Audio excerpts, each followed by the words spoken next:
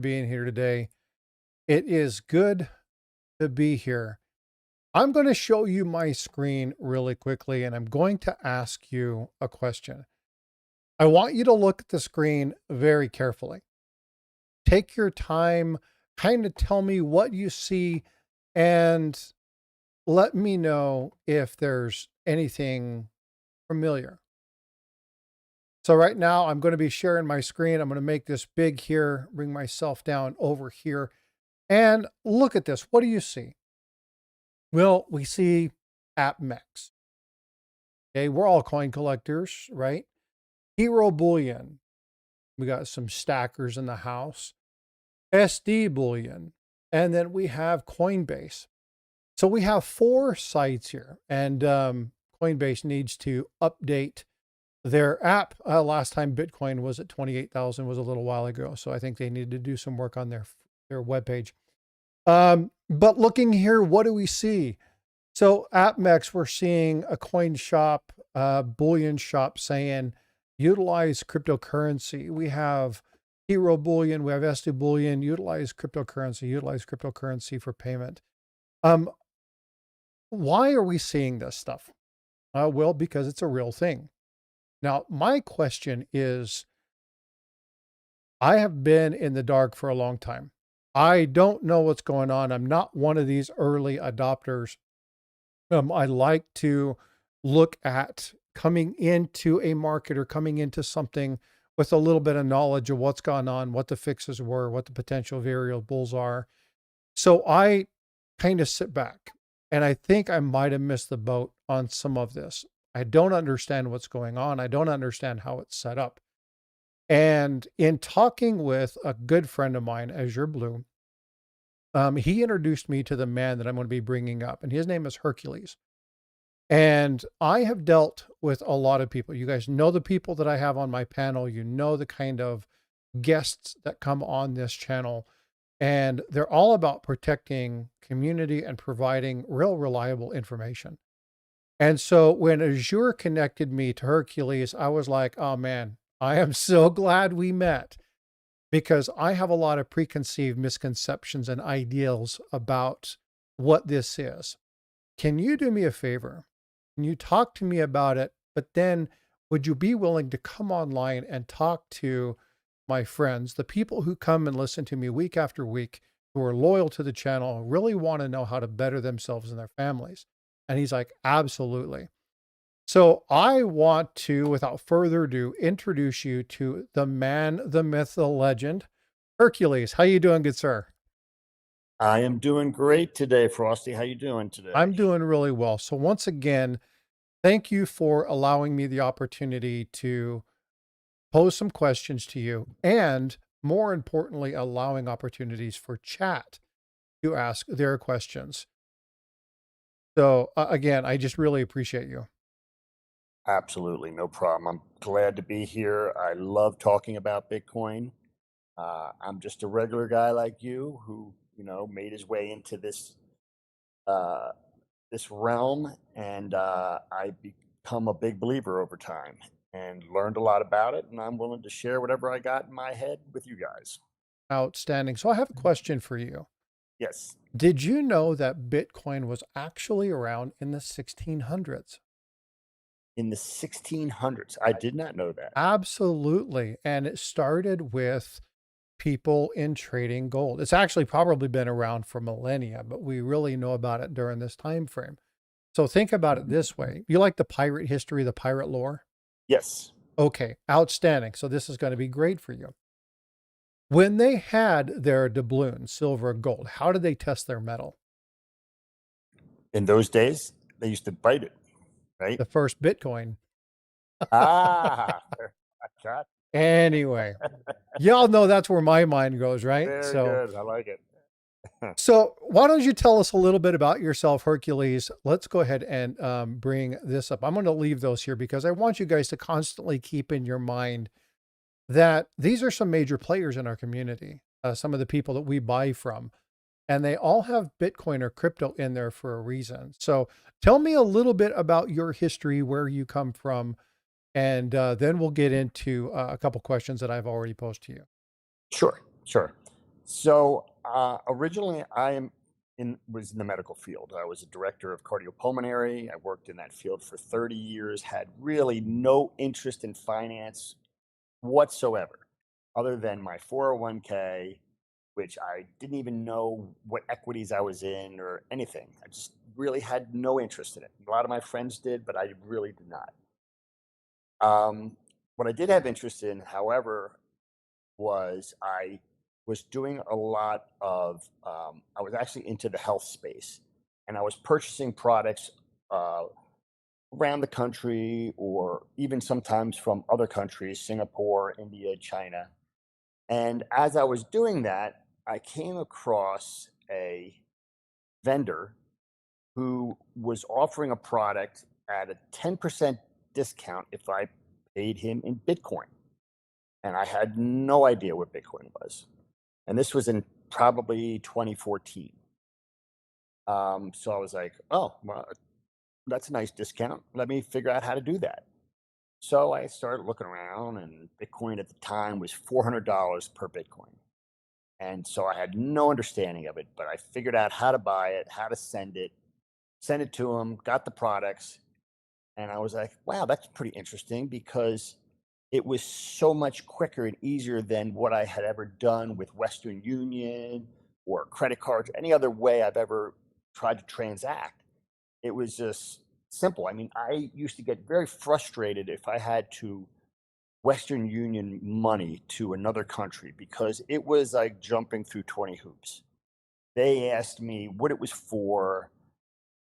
Was I getting scammed? And I felt like, do I have to answer all these questions? I'm an adult. Can I spend my money somewhere and can you guys just please send it? Right. Or do I have to, but it was hoops every time. And then it was very expensive. And so that's what I was kind of used to using the Western Union or the credit cards. But when I did the Bitcoin transaction, I was like, wow, that was easy. That's interesting. I wonder how to, what is this stuff? And so that kind of started my journey. And I actually, what I did was I found a book. The first book I read on Bitcoin was The Bitcoin Standard by Safedine Amadeus. He is an Austrian economics uh, guy, um, which at the time I didn't even know what Austrian economics was. I didn't know about Keynesian economics. I didn't know about Austrian economics. I didn't know about economics at all. But when I read this book and he explained to me the system that we are actually in, this Keynesian economic system that we're this debt-based society, the fiat system, my mind basically exploded. I was like, I couldn't believe it. I was like, you got to be kidding me. This is how this all works. And I know you're a lot of your audience is probably well versed in the economic part of this and sovereignty and the way the fiat system was. And so we really don't have to spend a lot of time probably convincing them that the fiat system uh, doomed for failure. But that was the first time I saw it, read about it, and realized that it was doomed for failure.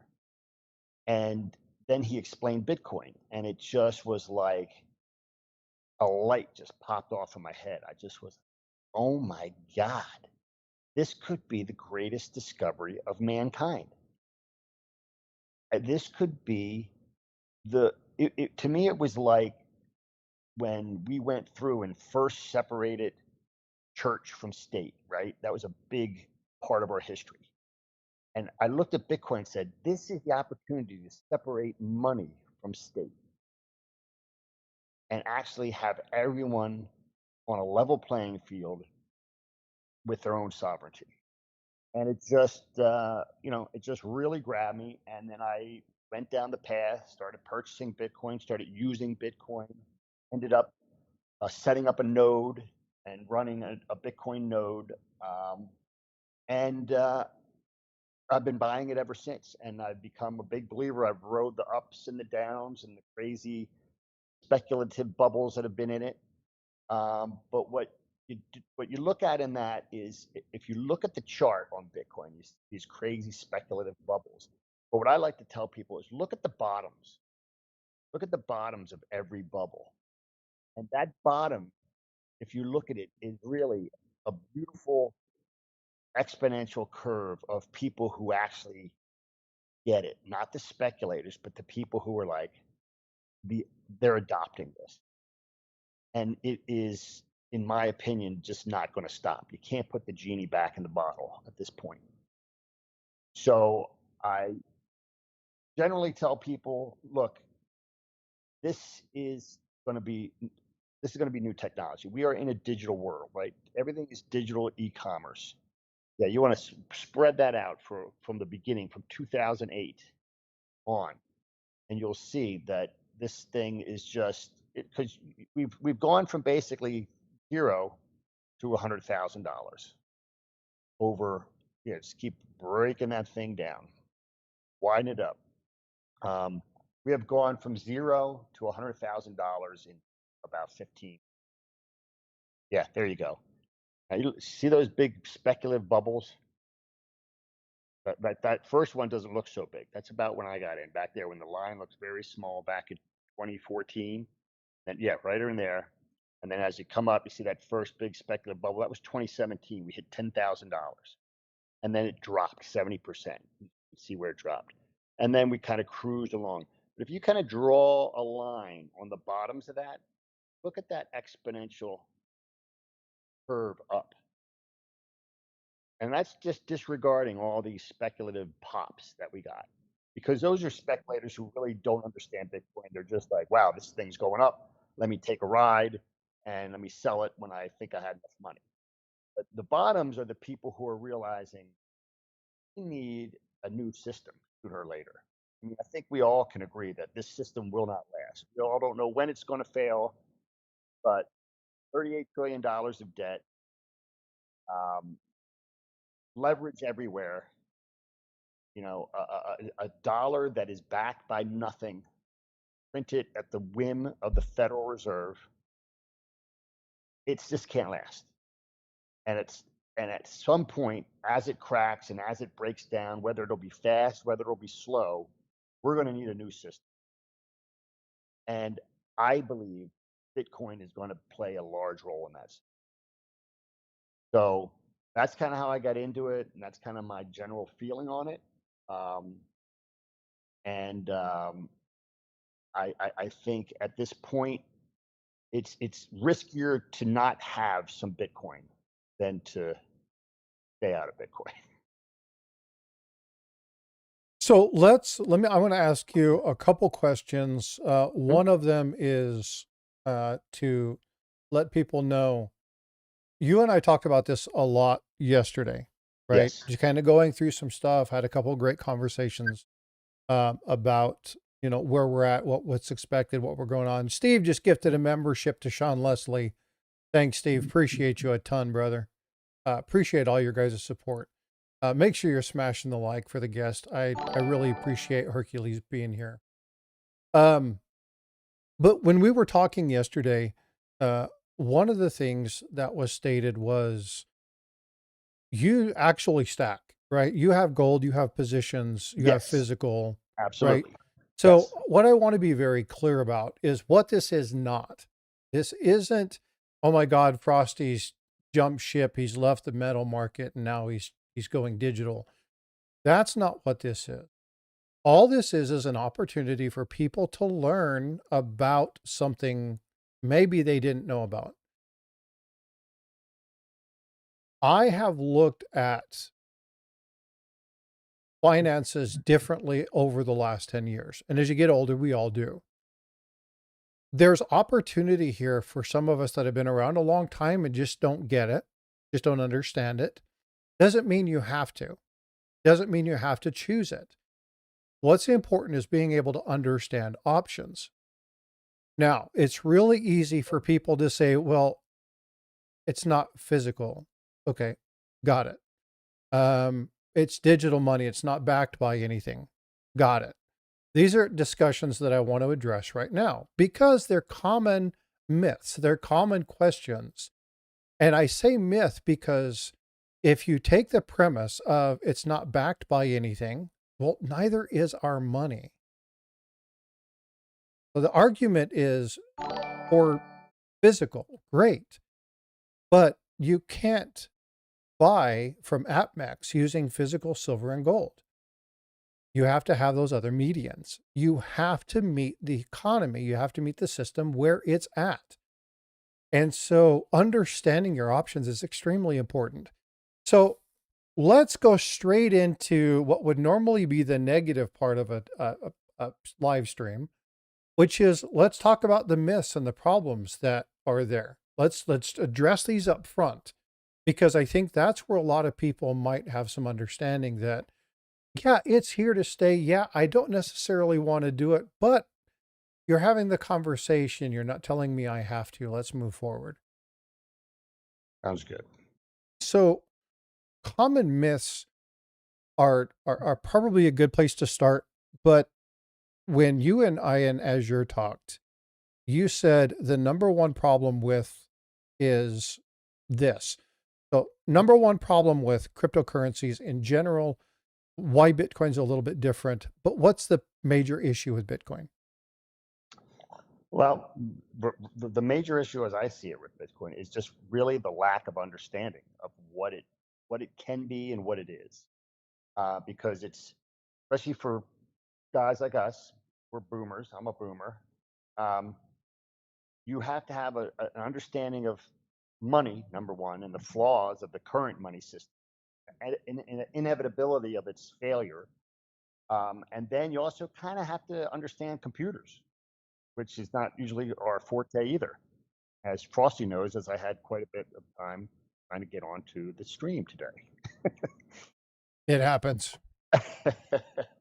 But so I think really that's really one of the major things is just getting an understanding. And there is no one that is in the current system that wants to see Bitcoin successful. So the FUD on Bitcoin is rampant. All kinds of things are said about Bitcoin, but I like to just go back to the basic understanding of it. It's like I said, we're whether you like it or not, we're in a digital world, and the people will take the first one you said about it not being physical, and I look at that not as a flaw but as a plus, because if we think about, I'm going to compare it a lot to gold because that's how I like to look at Bitcoin. I like to look at Bitcoin as a new and improved version of gold that can do all the things gold can do, but in a digital world, and corrects some of the things that I look at as flaws in gold. And like you said, I do own gold. I like the metals. I like gold. I like silver. Uh, I like to diversify. I have equities, but I do also have a very large part in Bitcoin, and that became large because of Bitcoin's success over time, actually. But so the reason I think that the digital aspect of it is good is because if you look at the history of gold, right? I mean, the problems, the fiat system really, to me, came about due to some of the limitations of gold with its portability, divisibility, accountability. You know, it was traveling around with a bag of gold, something physical, makes it very easy to confiscate or steal, right? So you have a security issue. With Bitcoin, the asset lives on the network, and there is no way to steal the asset. Um, the only way you would be able to have ownership of my Bitcoin or anybody's Bitcoin is you would have to know what's called the keys. Keys are basically a cryptographic set of numbers that are put into words, so it's easy to know and memorize. And it's a random 12 to 24 words. So basically, if you have 12 or 24 words that you have memorized, you have, and we can get into this too, but and the grid's up and the computers are up. You can walk out your house today, go to another country, grab yourself a phone, and you will have access to all your money. And the fact that it can't be confiscated is a huge plus for me. Um, so I look at the fact that it's not actually something you can grab or hold on to as a good thing. Now, some people will say, well, what about intrinsic value, right? That's usually the next thing they'll come up and say, well, there's no intrinsic value. Well, I disagree in the fact that the intrinsic value of Bitcoin comes from the fact that Bitcoin is more than just a magic money that lives on the internet. Bitcoin is a network. And that network has, to me, intrinsic value because it allows me to move the asset around the world. I can send any amount of Bitcoin. I could send $1 million of Bitcoin to someone in another country. And by paying the appropriate fee, which at this time, if I look on my node, I think the fees are maybe 30 cents per VByte, which means if all your Bitcoin is in one form, we'll get into that later. I can send $1 million within 10 minutes anywhere in the world, and it'll cost me about 30 cents, and it's final settlement. There's no third party involved. There's no one that can stop it. There's no one that can confiscate it. And I just find that is very valuable to me. So does it have intrinsic value in the sense of gold, where gold can be used in certain, electrical components or jewelry, etc.? No, it doesn't have physical intrinsic value, but the network of Bitcoin has intrinsic value to me. And I think it has intrinsic value to a lot of people. And with gold, the intrinsic value, I talk to a lot of people about this with gold, and they always bring up the intrinsic value of gold. And I'm like, the reality is, if you really just looked at the intrinsic value of gold, right, it's what, maybe 10, 15% is used in industry, I think was the last thing I looked. You guys would probably know better than me. But let's say it's 10%. Well, that means the other 90% is actually just being dug up, put in a vault, and being used as a store of value. So it's not really being used for its intrinsic value. And if we just used it for its intrinsic value, and that all that gold that's stored as store value came onto the market, the price of gold would be minuscule, right? The supply would be so high for the intrinsic value that it has. So to me, the value of being able to move money around the world on this network without any interference by a government, without any risk of confiscation, and being able to do it via the internet to any place in the world within 10 minutes if I want to, and this is on the base layer, is very valuable. So that's kind of how I frame it in my mind. So this runs into the same problems you run into with other um, created money. We'll just call it created money. Mhm. Where you look at things like goldbacks or some polka dot or full-faced dog grunge money coin, whatever it is. The whole thing with this is that it's all in the digital space. You can transfer it across international borders. You can do that kind of stuff without it being stopped, right? Bitcoin, once you make the transaction, it doesn't matter. It's not as easy to do that with the physical. And we saw some issues, and this is one of the reasons, and it came because of things that members have told me, right? When the mines, or not the mines, the refiners stopped doing the acceptance of 40 and 90% silver, a lot of people stacked that. They couldn't trade it. You had coin shops, you had mom and pop shops, you had bullion shops saying, we're not taking it. Or we're going to give you $10 under spot. Or, $9 under COMEX, whatever it was.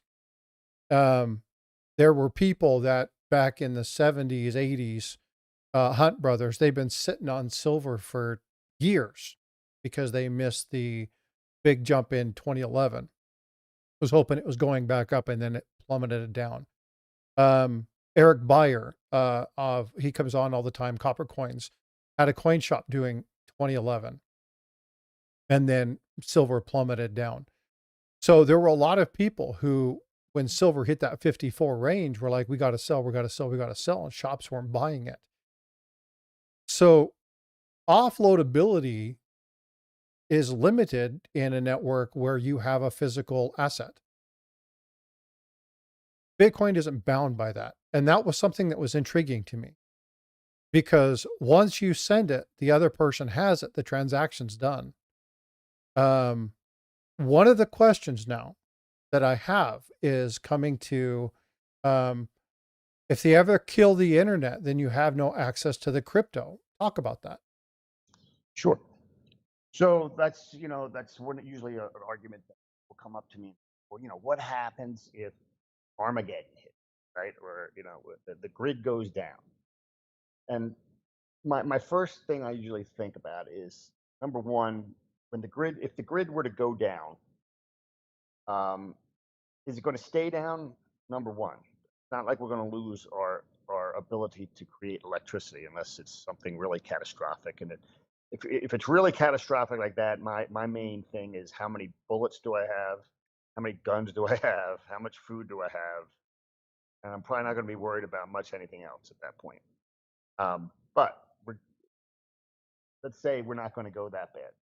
If the network's down, what people don't realize is that you can actually do offline transactions in Bitcoin. You can use an SMS mesh network.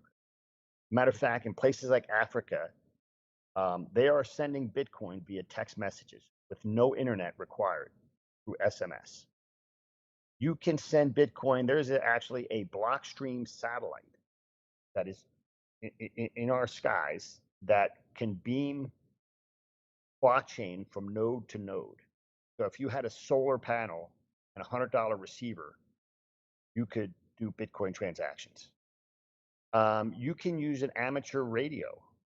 They have been able to transmit Bitcoin transactions during blackouts with radio. So you don't need a giant, you don't need a huge infrastructure. You need an infrastructure, but not a huge infrastructure. You can definitely make it through a limited event. And like I said, if it's an event where we never have electricity again, well, I think the last thing I'm worried about is my money. I'm worried about my family safety and food and water and things like that. Fact. Yeah, absolute But fact. but barring that, you are able to do Bitcoin transactions this way. And if you actually look back on the track record, there's during Hurricane Maria in Puerto Rico, 2017, when everything was down, people were able to actually access Bitcoin ATMs by cranking the generators and putting those things back on while the banks were still down for weeks and weeks. Venezuela, they had blackouts, and miners and traders were using solar, and they were able to keep their nodes running using solar panels and actually keep enough of a network going that they could transact. Um, so there is ways to work around some issue like that, a temporary issue, until the grid is back up. But I tend to think, if something were to happen like that, we would quickly be able to do it. I mean, think about it. You can create electricity from a stream, right? Little turbine in the stream, and Yep, absolutely. you're running, and you can have your node set up, and as long as a few other people do that, you can have a network to send Bitcoin. So other than the really catastrophic point where the most valuable thing is bullets, I think Bitcoin is going to be fine.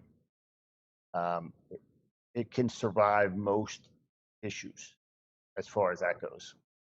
Right. Well, we always talk about, and again, in the stacking community, and again, folks, I don't call myself a stacker. I call myself a collector, a numismatist, right? I'm about the history and the story of the things. Hmm. Um, but I'm also a person who's a father and a provider, and I want to be smart with my money. But when I look at um, what affordability, what options there are, even if I choose, and I say this openly, I talked to you. I mean, this is not something that I'm saying just to have a good conversation in the stream. I'm making up my mind whether this is something I'm doing or not. I'm still discussing that. I've staged an account. I've looked at it. I haven't thrown money in it yet. I'm still debating. The questions that you have are the same questions that I have. Hercules knows this. I've been straightforward with him. I don't know. I know a lot of history about gold. I can tell you about 6109. I can tell you about the 6122. I can tell you about the different gold standards. I can tell you about the coin acts. I don't know about Bitcoin.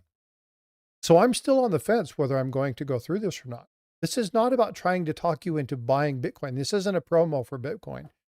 This is pure information talking about how to generate multiple abilities, multiple venues, multiple pathways to wealth preservation and getting your butt away from fiat, right? Making sure you Exactly. have protection.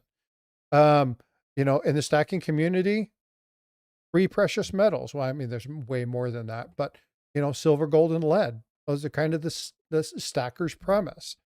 Um, and so again, I want to reiterate that Hercules, if you listen to him, just listen to him, you're going to go, he's a stacker at heart. He's just heavy into Bitcoin. And that's exactly who he is.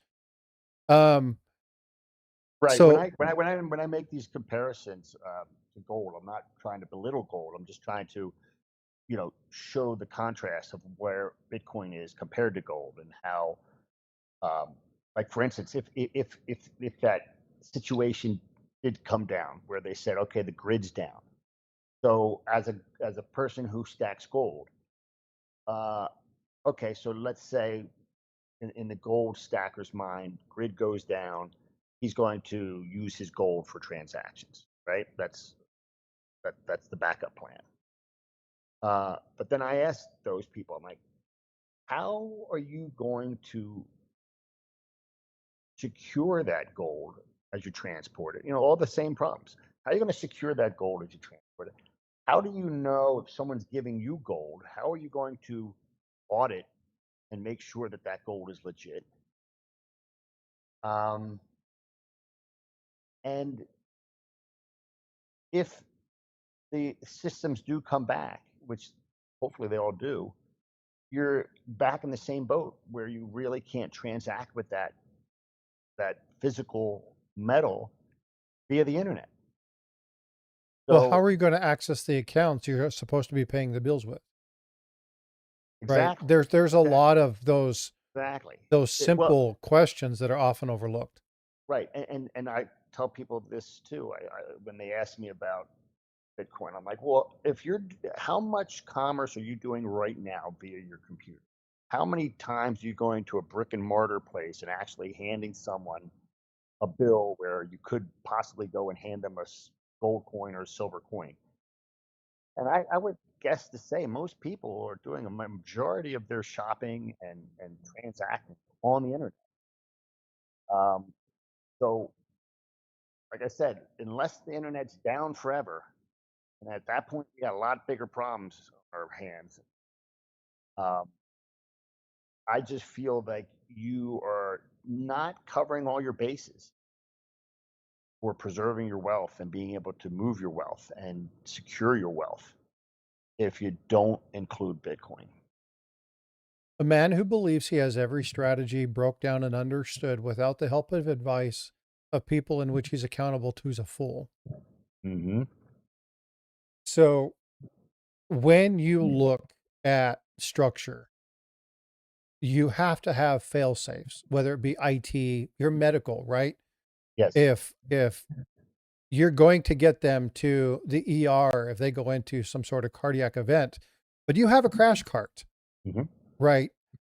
You have protections in every place to be able to make sure that the quickest, most effective means by which to resolve the issue is handy. It's available to you. And for a long time, and I put this in chat, for a long time, I had done exactly what a lot of you guys do. The same thing. I don't know that I trust it. I don't know. It's just not, I don't have it. I don't, it's not physical. And I've looked at some situations I've been in recently, talked a lot about it, done a lot of financial reviews and evaluations. And I'm finding that I'm having to ask more questions than I get the answers to because I don't understand even the language, right? And so, as you're saying, hey, talk a little bit about the fact that government's buying and holding the reserves of Bitcoin. Um, this is a thing, folks. I'm going to pull up a photo here in a minute, but while I pull that up, can you actually talk to what is your just put in there regarding uh, ask Herc about governments buying and holding strategic reserves in Bitcoin? Yes. So currently, El Salvador was the first country really to announce that they were creating a Bitcoin strategic reserve, and they actually made it a legal currency in that country. And I believe at the time it was one of the most dangerous places in Latin America. Um, and not that it's just due to Bitcoin, but I think it's really due to the leader who adopted Bitcoin. It's become it's improved by leaps and bounds, and I think he's going to be he was the first. There's also a place in Switzerland called Lugana where they use Bitcoin as a currency, and they are working a strategic belief. I believe um, I can't remember the place. Don't really remember, but there's a group of monks that are actually have a strategic reserve in Budapest or one of those countries over there. Um, and now, you're hearing President Trump talk about it, hearing people. I think people are opening their eyes to the fact that, you know, Bitcoin, one of the great things about Bitcoin is the fact that it is what I call absolute digital scarcity. We have never, as human beings, had something that has absolute scarcity. Gold is scarce, but it's not absolute scarce. We don't know how much gold there is out there, right? We don't know how many mines there are. We don't even know if maybe we'll be able to reproduce gold in some way. Um, but Bitcoin is absolute digital scarcity. There is only 21 million Bitcoin. There will ever only be 21 million Bitcoin. And so, in my mind, that makes it, if you accept it as an asset, which, like I said, I think people are accepting it as an asset, a digital asset, it will be the hardest asset known to man because it has absolute scarcity. No one can make more of them. No one can change the code without the consensus of every node and every miner, which right now I believe there's like 25,000 nodes around the world, and I don't know how many miners. And that's where the Bitcoin network runs. There is no server, there is no central server. Every node runs the Bitcoin software and connects to every other node around the world. That's how this network works. There is no central place where you can shut this thing down. Someone tried to shut down the Bitcoin network, tell people it's like trying to play whack-a-mole, right? There's nodes and miners all around the world. If you try to shut a couple down, they're going to pop up somewhere else. I'm sure your audience might not know this, but I guess it was maybe 3 or 4 years ago. China was known to have the most amount of Bitcoin miners in the world. It used to be one of the FUD pieces. People were like, well, see, China controls Bitcoin. Failing to understand that no node or one group of nodes controls Bitcoin. Nobody can control Bitcoin.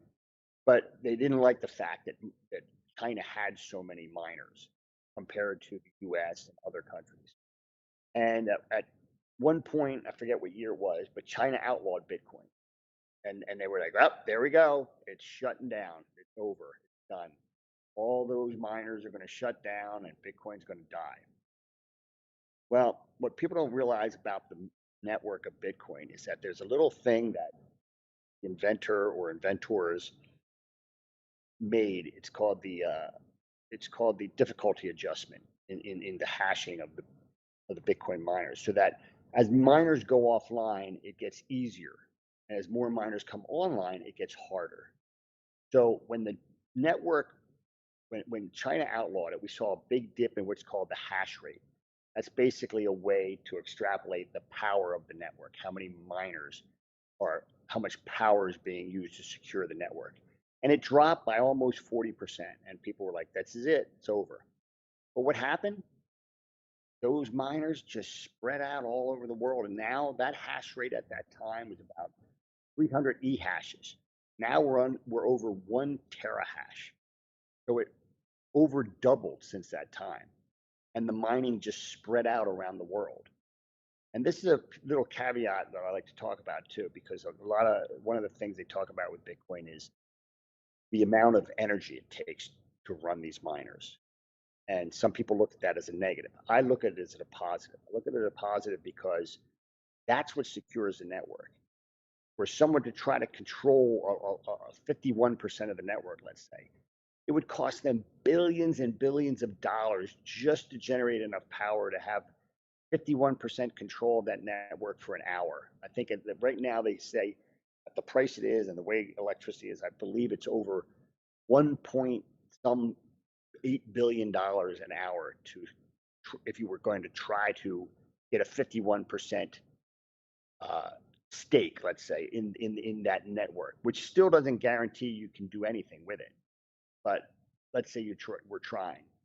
So that amount of power is what actually secures the network. And when people go, well, what about the fact that we need to conserve power? Well, I always tell people, it's like, I am not of that mindset. I don't believe that a growing society is going to use less power. I think the growing societies ultimately have to figure out how to use more power. We have to find better ways to get power. We have to expand our grids. And Bitcoin actually plays a pivotal role in that, which a lot of people don't understand, but I'll explain it real quick. And that is, right now, for instance, the governments are like, wow, we need clean power, so they're like, they subsidize windmills and they subsidize solar, and they try to get people to basically force people into that kind of energy. And as we've seen, they're not very efficient.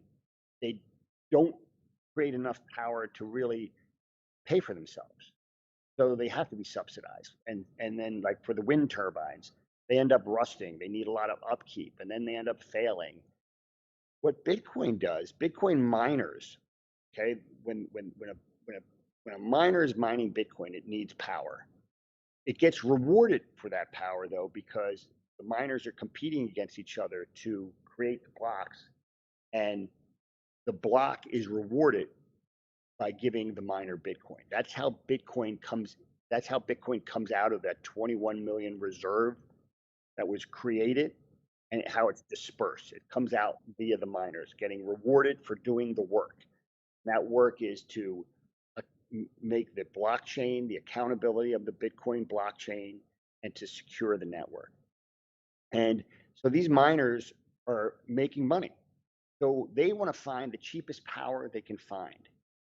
And I'll give El Salvador, for example. When El Salvador decided they were going to go into Bitcoin, El Salvador has volcanoes all over the place.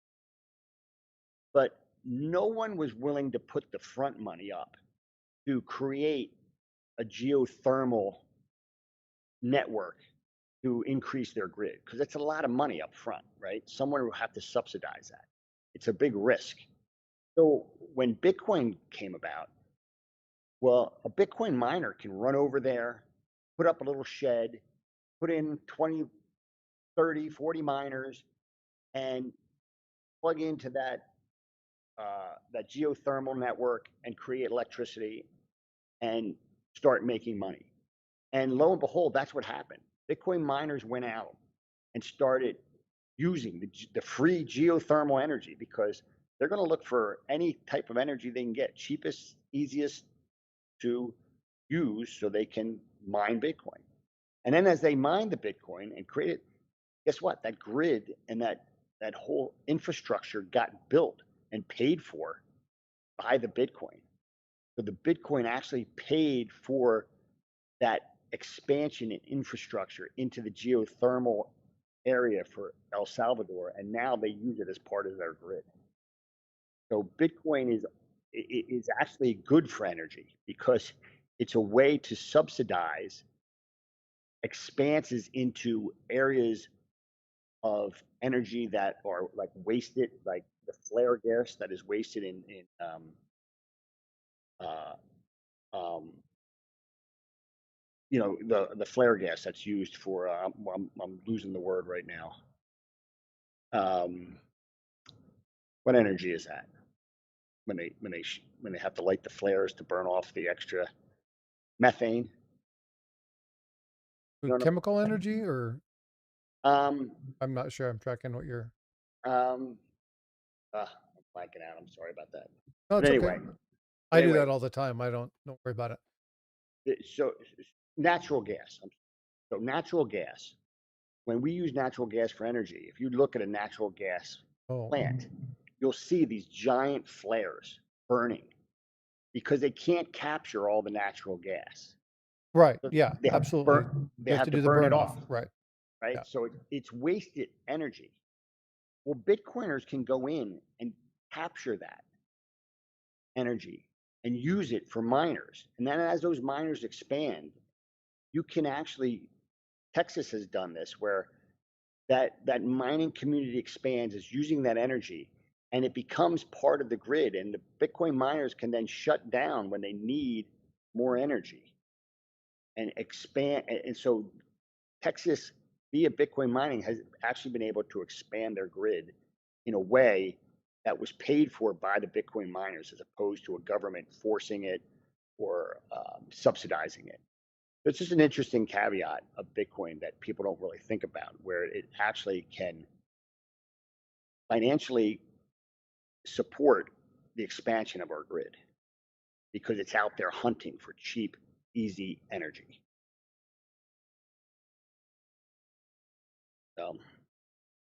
Just an interesting little side note on that. Skimrush says the conservation is interesting, but I doubt any opinions will change. Um, they don't need to, and that's the issue. Um, the opportunity is the chance to come together and talk about it, right? We need to be able to have conversations. It's not about uh changing people's minds or forcing people to choose a certain thing. I'm a numismatic channel, folks, right? I want to talk histories and have fun and talk about how people stole stuff from the mint by whittling a hole in the wooden leg, right? Those are fun stories. Um, but if we're going to be good stewards of our money, what's the fundamental premise of a stacker, right? God's money, real money, silver, gold, right? Making sure that you have that presence. That's great, but there's limitations to all aspects of it. So it's just a consideration. Hey, this is an opportunity to look into something you may not have known about. Doesn't mean you have to change your mind at all. Not asking anybody to. Just want people to be informed and understand that there are multiple options. Azure, ask Kirk who owns the most Bitcoin and how much does the US hold? I do not know exactly how much the U.S. holds. I know that the largest company that owns it is MicroStrategy. Michael Saylor is a major stacker of Bitcoin. The U.S., I would have to look that up to see how much they hold. We can do that real quickly. See.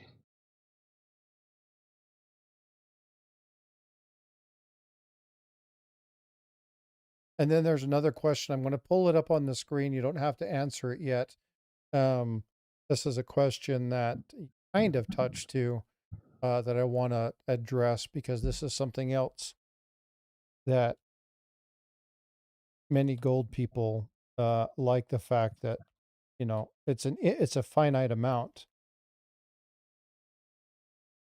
Right.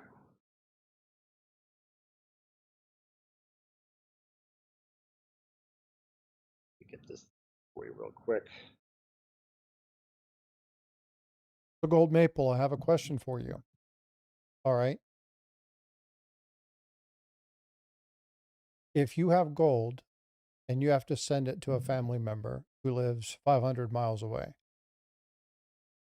where are you putting your trust? In zeros and ones, or in a postal service that has been striking and has had massive issues? Your stuff may not get through. It may be picked up through customs. It might get stolen by somebody who drives a truck. There's inherent risk in everything. And understanding the risk and being able to develop secondary and tertiary assessments to overcome those is smart. Smart business, smart as in planning. I just dropped 2 videos on what smart is, gave an example in the numismatic realm because that's the realm I'm in, but did one for the stackers, talked about stack elector. What is smart? Specific, measurable, achievable, relevant, time-based, time-bound. You have to look at everything. Again, we saw this with the refineries in silver. People weren't able to sell their silver. If that's the only thing you stack, what do you do? So cultivating multiple options is just something that's smart. Doesn't mean you have to do it. Doesn't mean you have to choose it, but it's worthy of discussion. Hey, Frosty, I looked this up. Currently, the U.S. is estimated to hold $32 billion worth of Bitcoin. Oh, just a little bit. Okay. A little bit. Yeah. Yeah, and so the question being is, for me is the Bitcoin is, I always looked at Bitcoin, even in the beginning. It's like, well, this thing is either going to take off or it's not. So for me, it's either it's going to become a legitimate scarce digital asset or it's not. So it's either going to millions and millions of dollars in my mind or zero. And so I've always looked at it in the way that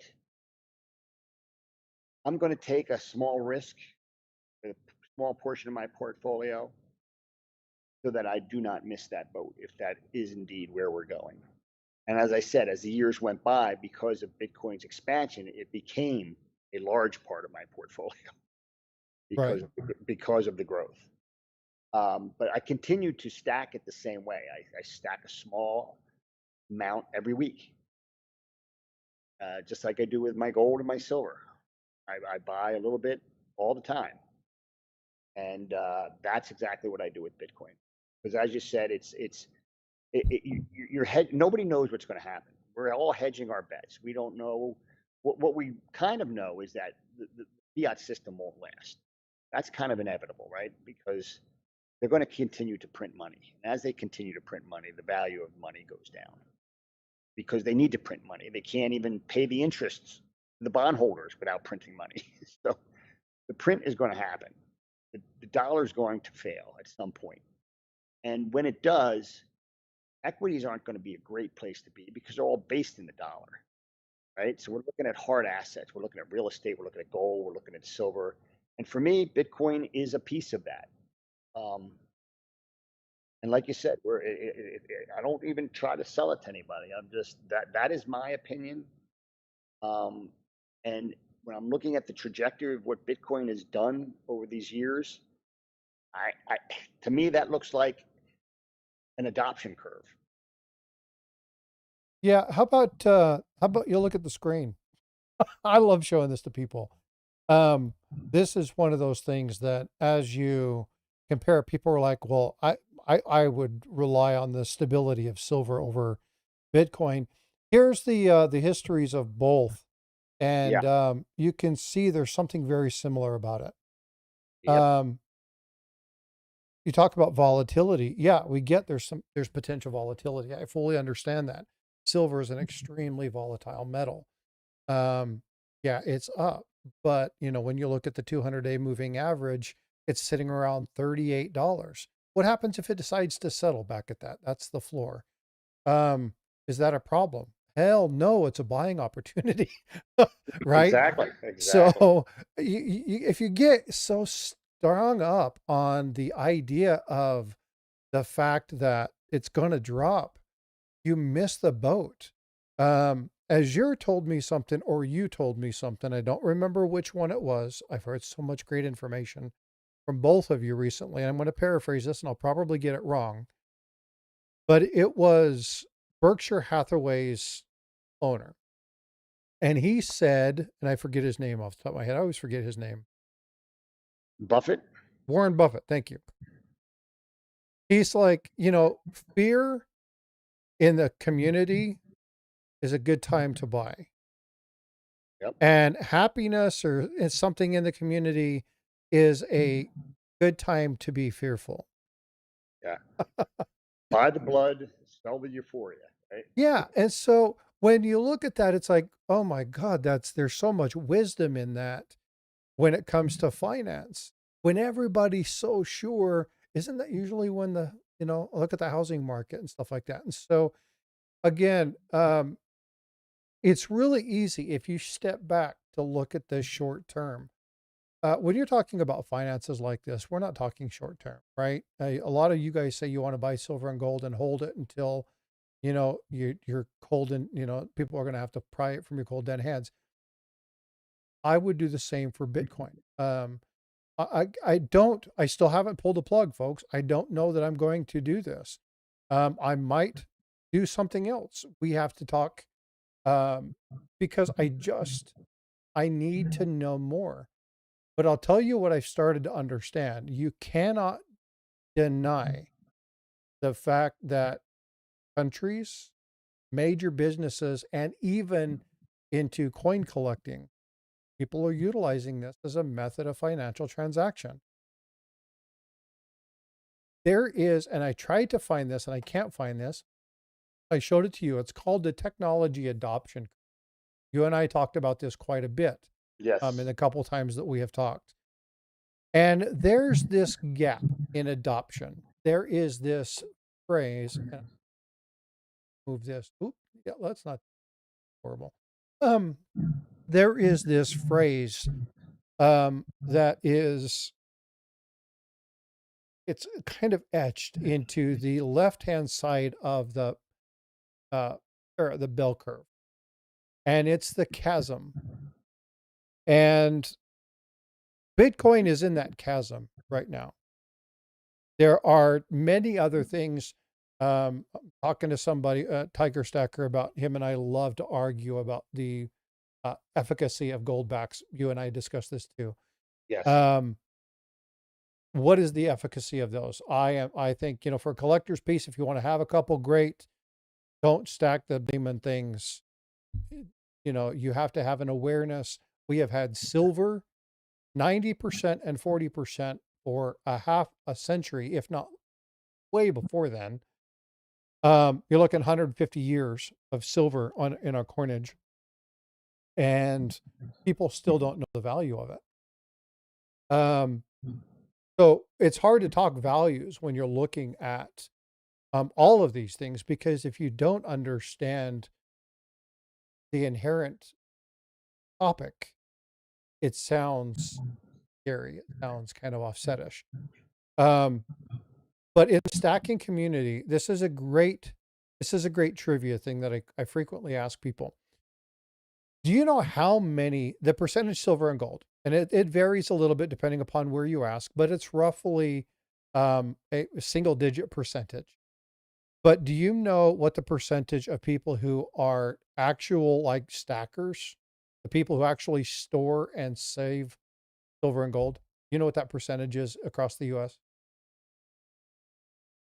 I would guess that it's not much higher than Bitcoin. Probably I'm going to say less than 5%. That's correct. It's around 2 to 3%. Yeah. High estimate say 4. Yeah. Standard estimates are between 2 and 3%. Yeah, and I believe Bitcoin is estimated to be about 1%. Right. So hold on, let's think about this for a moment. Silver and gold. It's been around for millennia. It's since the stars collided, if you believe in the astrophotography or Right. astroastronomy or the Right. I'm gonna die. I can't the physics. Yeah. Astrophysics. There we go. Um, they've been around since the creation of the earth, right? Yes. And only 2% adoption for people who store them. Right. And Bitcoin created in 2008, and it's already at 1%. Yeah. So let's be a little bit realistic about how much of an impact and how many people actually know the value of silver, know the genuine value. Now, a lot of people see this on the media and they think they have a good idea of it, but what do they really know? And the answer is most people don't. Just Most because people, the small member of our community does this, we're the exception to the rule, folks. right? We're the think of I look at all my friends, and they actually have no. How many people I talk to who still think the dollar is attached to gold? They have no idea that Yeah, they just don't understand it. they have no idea how the fiat system actually works. Nope. So to me, that 5% of people are the ones who we're the ones who have our eyes open. We're privy to see the ridiculousness of this fiat system, and unfortunately, I think that the majority of people are going to be hit by a train when this thing collapses. I hope it doesn't happen abruptly because I think that'll be very ugly. I hope it's slow enough that people can start realizing that they need to uh, store their wealth in other places. But no one even thinks about it other than that 5%. They're just out there, watching the Kardashians, buying lattes, spending their fiat and living their life, and they think this is going to go on forever. But it's not. It can't. Mathematically impossible for it to go on forever. And I think that 5% realizes that. And I just, for me, I just like to talk to people. And like you said, I think we have to have all our options open. The digital world is kind of the direction we're moving. So for me, not to have a digital form of money this doesn't seem to make sense. Well, yeah. And so, you guys, we have it anyway. It's not, but it's genuinely nothing. It's air. It's the ones and zeros. I'm going to stop real quick and answer something that Steve said. And I love Steve LaPointe. I love you, brother. He says, I want to give you an example of what you're talking about. I gave my nephew 3 proof sets. His father's like, are you really that bad off? Those are like $3. He had to take him to Google and show him the value of the 90% silver sets that he had given him.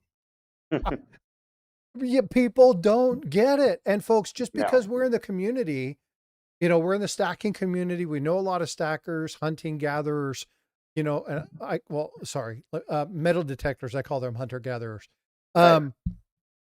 They're out there actually finding the stuff, right? They're finding the coins and finding things and watches and gold and silver. We make such a very, very small percentage of people. We talk, Jack Young comes up, we talk counterfeit coins. You saw the coin that I showed when you and I were chatting, that 1928 peace dollar. If it was real, it's a $5,000 coin, but it's a counterfeit, a fairly decent counterfeit. There's a problem with the label. But people are like, well, people should know that. They're just an idiot. What a dumbass for not knowing that that's not a real coin.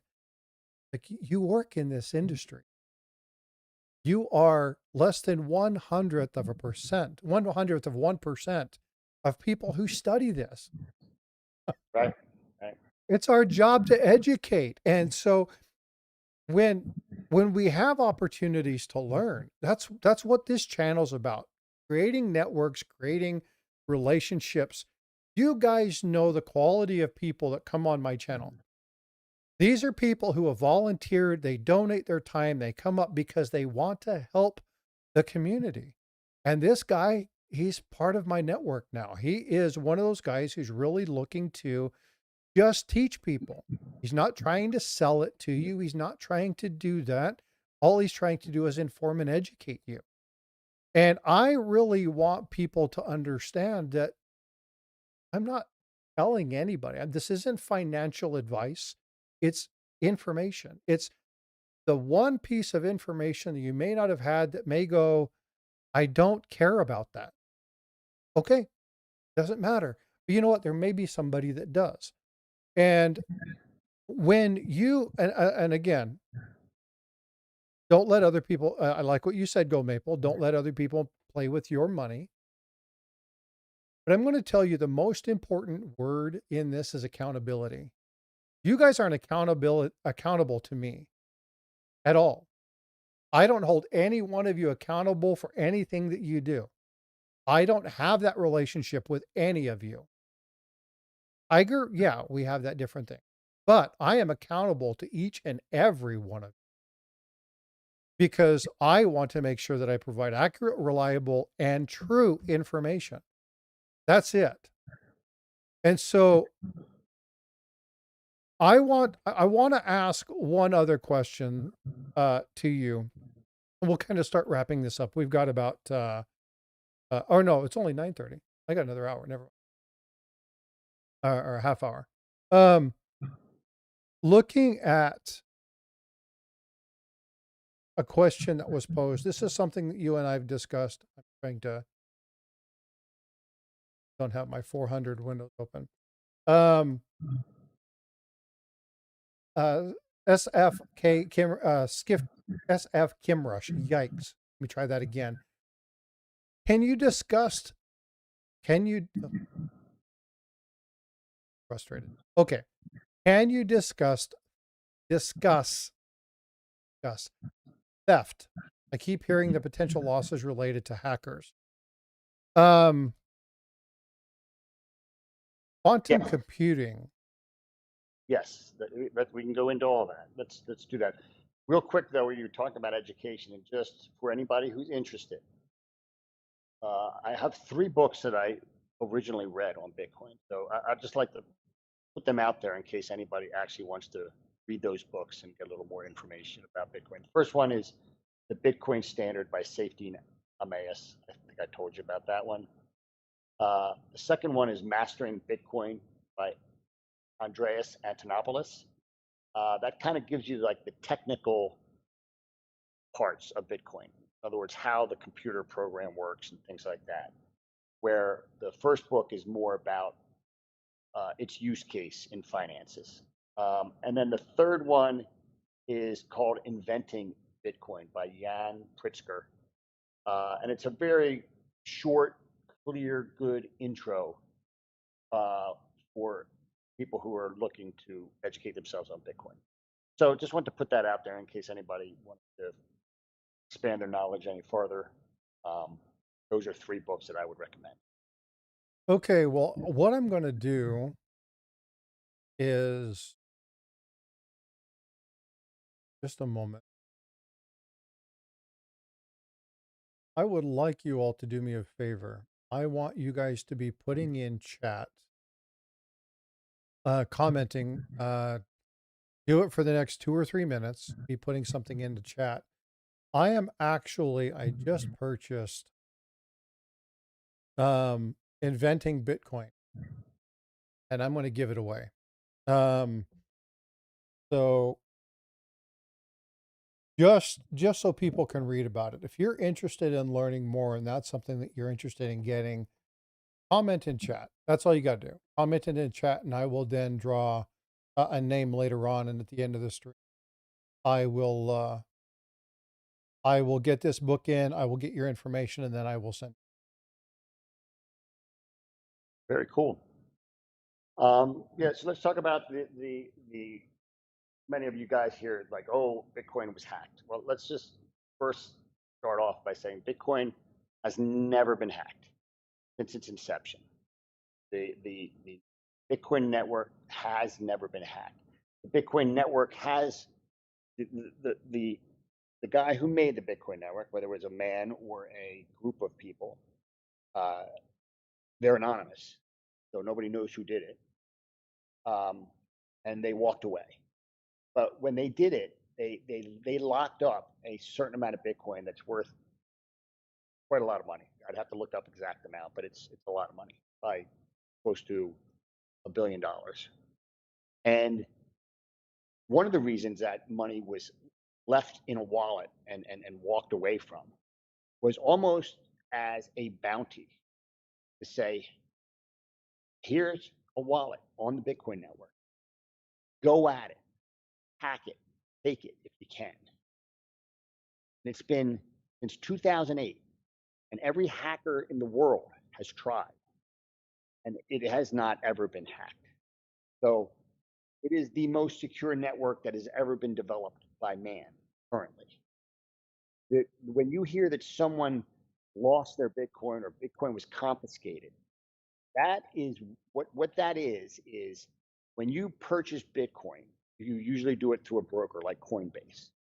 Well, not many people, just like people with gold, they don't hold their gold, right? They hold paper gold, or they have a brokerage account, yes, right? Well, that's what people do with Bitcoin too. They either buy the Bitcoin ETF through BlackRock, or they buy Bitcoin and leave it on the exchange they bought it on. And that exchange can be hacked because it's just an exchange. So that is where, when you hear of Bitcoin being hacked, is because people have not taken custody of their Bitcoin.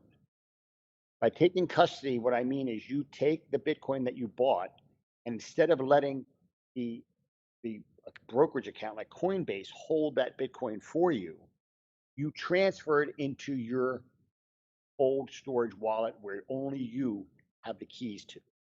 That is the proper way to secure your Bitcoin. That is using Bitcoin and the Bitcoin network. When you use Coinbase and let Coinbase hold it to you, buy Bitcoin ETFs, it is an IOU. And that person has to secure the Bitcoin, and they don't put it in cold storage. They have it on their exchange, and people can hack an exchange. So that is, whenever you hear about Bitcoin being confiscated or hacked, it is via a third party. The actual Bitcoin network has never, ever been hacked. And it is, like I said, there is a huge amount of money that it was been on there since the inception of this, and it had not ever been hacked. And as the hashing network gets larger and larger, it becomes more and more unlikely that it can ever be hacked. Now, quantum computing is another one that people talk about, and quantum computing is definitely a threat to the current system of the way the Bitcoin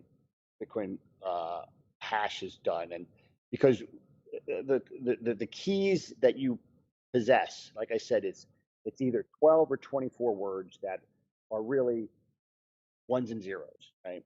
And a quantum computer can hack that. But what I like to tell people is, number one, is yes, quantum computing would, at some point in time, could possibly end up hacking that. But first of all, I ask people, how many digits are in your bank account? In Or your bank account or in your password? in your password? For most people, probably like 6 to 8, with Right, whatever the 6 to 8 minimum digits. requirement is. 6 to 8 digits. Yeah. Bitcoin is a 12-word SHA-256 encrypted password that has never been hacked. So if you're worried about that, you should be more worried about your every other account in the world. The SHA-256 cryptography is the same cryptography that is used on the nuclear weapons. So if that's cracked, those guys have access to nuclear codes as quickly as they have access to your Bitcoin keys. So that's number one. But number two is the estimation right now is for quantum to get to the point where it could hack a Bitcoin wallet. They believe that that's probably over 100 to 105 years away. But the third and most important part is that The Bitcoin network is an open source network, meaning the code is on GitHub. Anybody can look at it, anybody can run it, and the code can be updated. And and developers already have quantum resistant wallets ready to go. It's just a matter of implementing them and getting consensus, because when the code is updated, it has to be then uploaded by all the nodes. Well, and I Right. was reading a statement that said that the Bitcoin can still function in a world with quantum computing, but the holders, the developers, the broader coin has to address the existing vulnerabilities. So this is Right. something that they constantly think about. They're always looking about the applications of quantum computing, cryptography, vulnerabilities, and those things that are presented Right. at Bitcoin. So you've got some extremely smart minds working uh, years, maybe even decades before the actual event was most likely be taking place.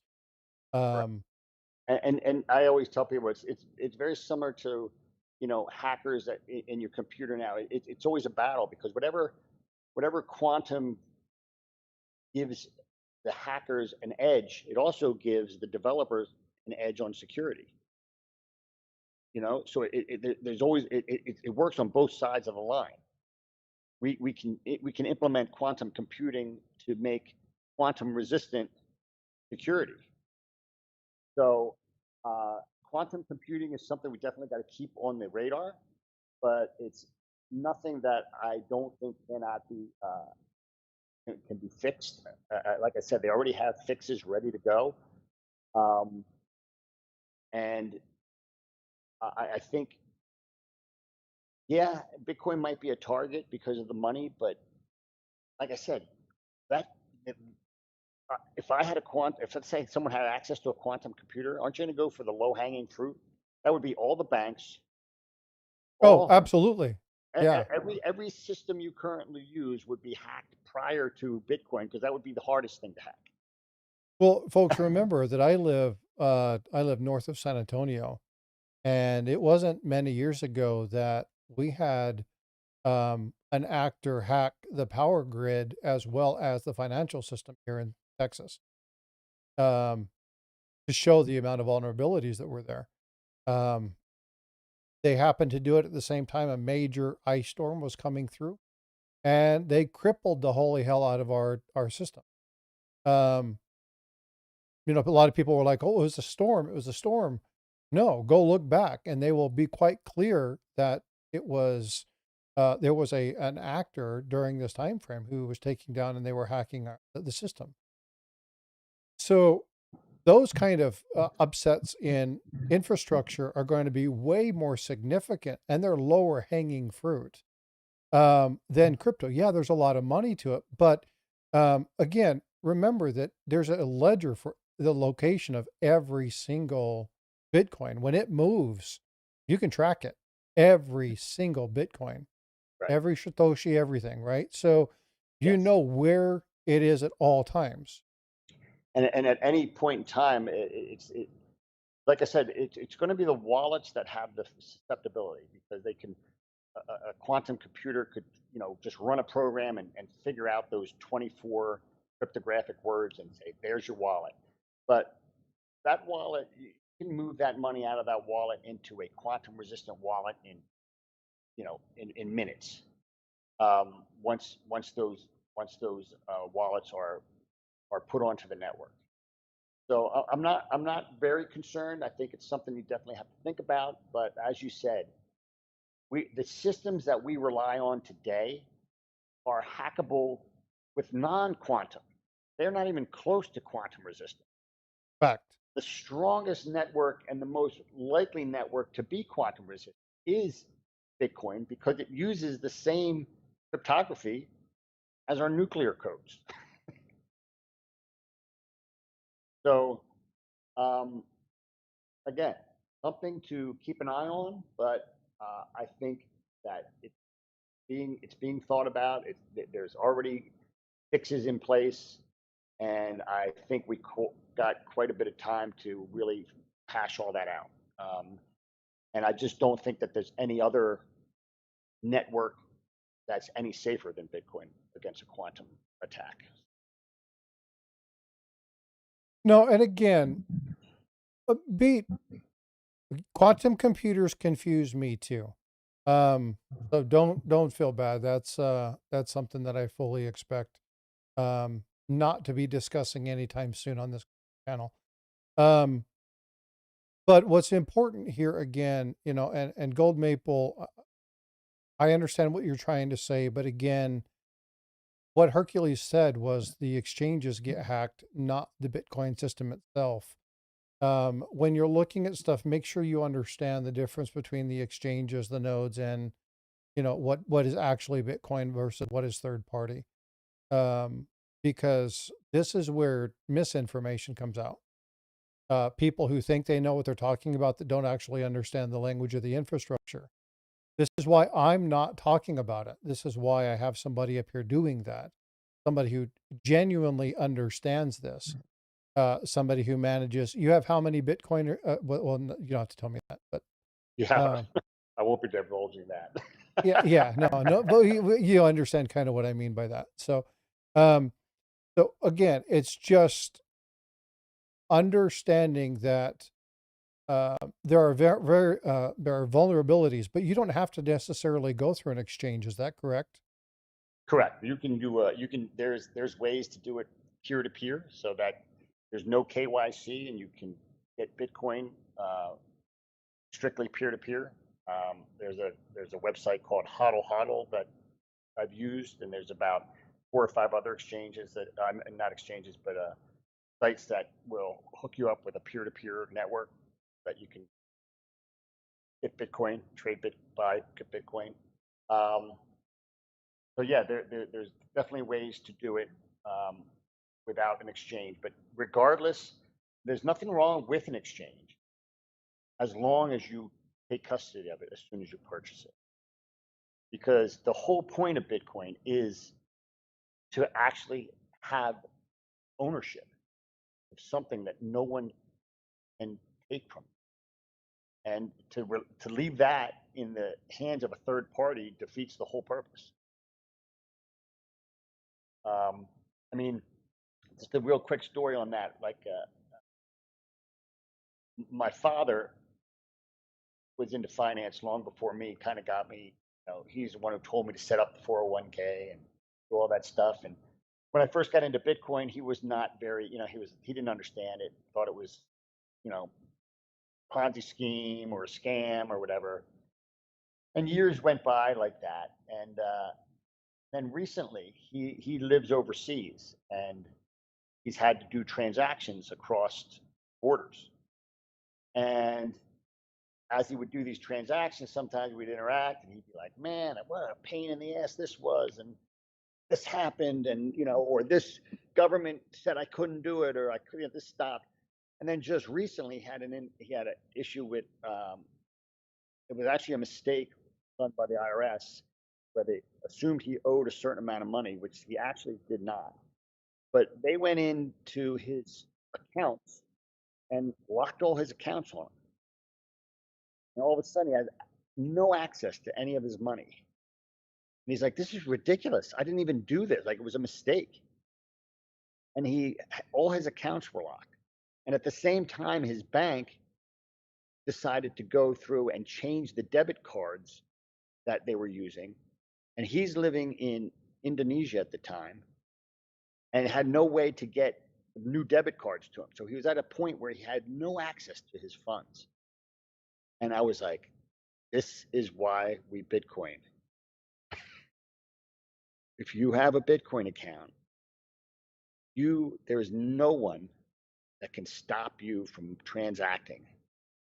No one with anybody else who has a Bitcoin account. And he was like, I think that was an eye opener for him to see, like, wow, I really don't. I mean, I really could be cut off of all my money. I mean, it happened in Canada with the truckers, right? Remember they closed all their accounts? Yep. Look what's happening in England. They want to do a CBDC. That's fucking fiat on steroids, right? Yeah. that is a printable digital. That's digital money like Bitcoin, but it's fiat digital money. They control it. They print it, and they will decide what you can spend it on. Perhaps you say something they don't like on a platform. They can say, "Well, you can't use your money." And folks, if you guys aren't tracking, there was a gentleman in England, and again, if you want to see something interesting on what happens in other countries, and you really want to look at the freedom of speech that we have here and why it's so important to fight for it, listening to a person who degraded somebody and said, I work too hard for my money to give it to XYZ. And he spent 20 months in jail for issuing a post Yep. about that. Yep. So I want to reiterate, if it's control over what we say like that, oh, good Lord, what happens when they get a hold of your money? Right. And I mean, genuinely hold your money. Um, I won't get into any other political discussion regarding that, but these are things that you need to keep in mind, and these are things that we need to focus on and pay attention. Right. I am not a doom and gloom kind of guy. I don't think that we are, next year's going to be the, I'm not that. What I am is I am a practical person, and I look at things like if an SHT, coffee. All right, try this again. SHTF, folks, skills, water, needs, lead, those are going to be way more important than your silver and gold.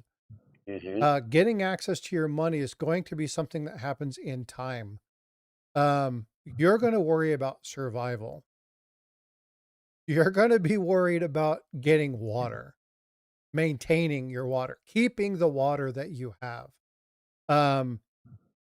All the stuff you think you're worried about, you won't care about in a real situation like that. So you want to be smart, learn how to start a fire, learn how to, get food for yourself, fend for yourself, build a shelter, how to stay warm, those kind of things. Yeah, Um, I agree, Frosty. That's like I had said earlier, that doom and gloom prospect. I really don't go down that path because I don't think people even comprehend what is going to be important to people at that point. I'm more looking at either the gradual or somewhat sudden breakdown of our current system and having a lifeboat as it sinks. Um, yep. and I don't think we're going to have a downgrade or go back to the Stone Age. I think we're going to have a very volatile change, but I think we're gonna survive. We're gonna have electricity. We're gonna have a grid, and you have to prepare for the inevitability that that system just can't keep going the way it is, and you have to take accountability. And sovereignty is a huge thing. I mean, I don't want to get political either, but as you can see, socialism, communism is getting a breath of fresh air, and some of the new, in the next in this new generation, they appear to not have learned the lessons of history. Um, and we know that socialists and communists, the first thing they go after is your money, because they want to redistribute that. And New York. I hope we don't go in that direction, but Yeah. to think that it can't happen is naive. Well, So and again, I don't want to go too much down the political end because this conversation will turn to a yes, yeah. shit show. So, but it is 11 o'clock Eastern, and I am going to wrap stuff up. Now, you have agreed to come back next week for part 2. Yep. And so if you guys have questions, Nikki Silverstacker, what's going on? Thanks for being here. If you guys have questions or you gals have questions and you want to know more, take this time to ask about things that you need to get smarter on. I'm going to pull the winner. Now, the name that is drawn in here is going to win the book. So when I get that in, that's funny as hell. Let's do that over again. Can't choose myself. Does that mean I have to give 2 books away? Oh, we got a problem here. It can't be me.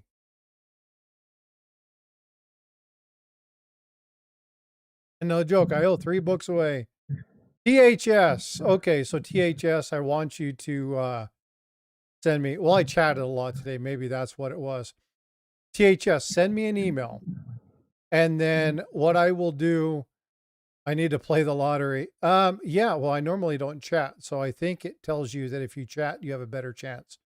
FYI, hint, hint, wink, wink. So you recommended that book. I purchased one, sent it off. We're going to do the same thing next week with a different book. Everybody who's in will do that. PHS, as soon as I get that in, I'll mail you, let you know that it's in, and then I will get that book off to you. Again, the book that he won is called Inventing Bitcoin, and it is Decentralized Money Explained. And the author of that is Jan Pritzker.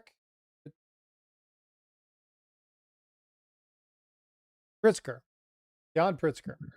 And Nicholas Evan illustrates that. So congratulations. We'll be talking more next week. But Hercules, I can't tell you how much I appreciate you, bud. Thank you so much.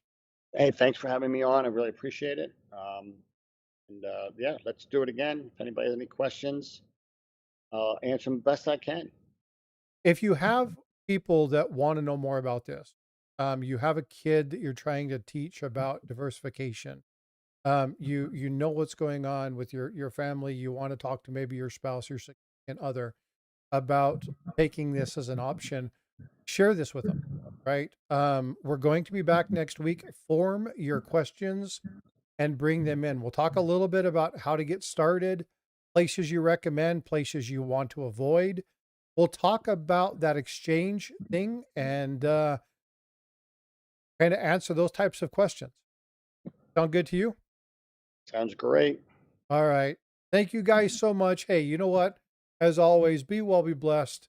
And I will see you guys in the streams. Take care. Have a great one.